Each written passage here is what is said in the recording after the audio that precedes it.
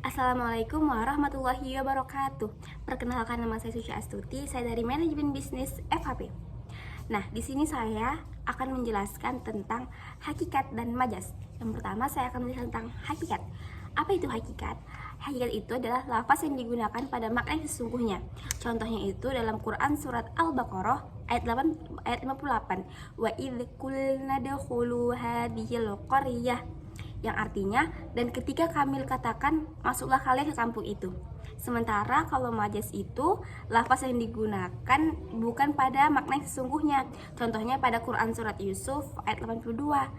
Was'alil qaryatil lati kunna fiha, yang artinya, dan tanyalah kampung yang kami pernah singgahi. Nah, selanjutnya kita akan membahas tentang macam-macam hakikat. Yang pertama itu ada hakikat lugawi, hakikat syariat, dan hakikat urf. Nah, kalau hakikat lugawi itu lafaz yang digunakan pada makna menurut bahasa. Contohnya itu as-shalah, doa, as-shaum menahan diri, az-zakat tumbuh, dan riba bertambah. Sedangkan kalau hakikat syariat, lafaz yang digunakan pada makna menurut syara, pada makna yang diinginkan oleh syara. Contohnya itu as-shalah, az-zakat, dan ar-riba. Nah, selanjutnya itu hakikat urf. Kalau hakikat urf ini lafaz yang digunakan pada makna menurut urf atau kebiasaan.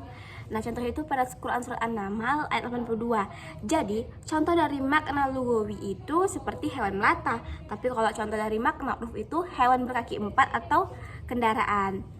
Nah, hukum hakikat. Kepastian makna yang diletakkan untuk lafaz tersebut. Menurut istilah orang yang menggunakannya, dan tidak boleh makna tersebut dihilangkan. Selanjutnya, berlaku hukum bagi makna tersebut. Hakikat lebih kuat dari majas. Contohnya itu dalam Quran surat An-Nisa ayat 11. Yusikumullahu fi auladikum. Nah, makna hakikinya itu apa? Makna hakikinya itu adalah anak. Nah, selanjutnya itu adalah hukum majas. Yang pertama, kepastian makna majasi dan berlaku hukum yang terkait dengan makna tersebut. Contohnya itu dalam Quran surat An-Nisa ayat 43.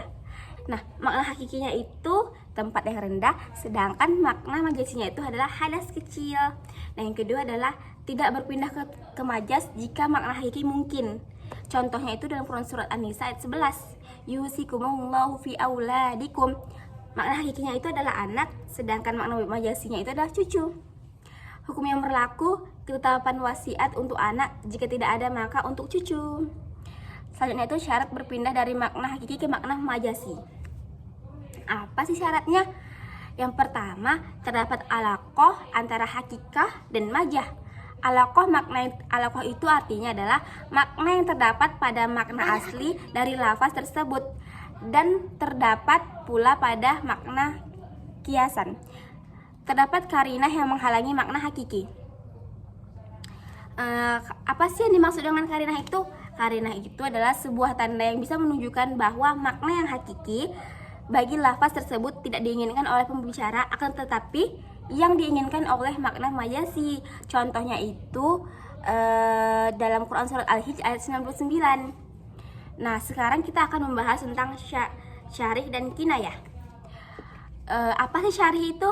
Nah, syarih itu berasal dari kata syaraha yang berarti terang. Secara istilah adalah lafaz yang dimaksud dari lafaz tersebut ada sudah sangat jelas. Contohnya, kau saya ceraikan. Yang kedua itu kinayah. Apa sih kinayah itu? Kinayah adalah kebalikan dari syarih. Yang kedua adalah kinayah. Nah, apa sih kinayah itu? Kinayah itu adalah kebalikan dari syarih, yaitu lafaz yang dimaksud dari lafaz tersebut belum jelas dan hanya dapat dipahami dengan qarinah baik lafaz hakikat maupun majas. Contohnya, pulanglah engkau ke rumah ibumu.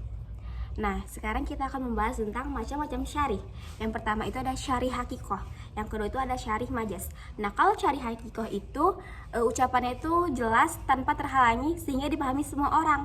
Contohnya itu, aku nikahkan kamu dan aku terima nikahnya. Lafaz ini mempunyai makna yang syarih sekaligus hakiki. Nah, contoh dari syarih majas itu, dia itu jelas tanpa tertutupi sehingga dapat dipahami semua orang meskipun makna qaryah di situ jelas.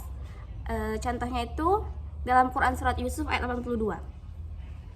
Sekarang kita akan membahas tentang hukum syarih dan hukum kinayah. Kalau misalkan hukum syarih itu kepastian makna yang dimaksud tanpa perlu niat. Yang kedua, berlaku hukum bagi perkataan tersebut tanpa bergantung pada niat orang yang mengucapkan. Sedangkan hukum kinayah tidak ada kepastian dari makna yang dimaksud tanpa dijelaskan.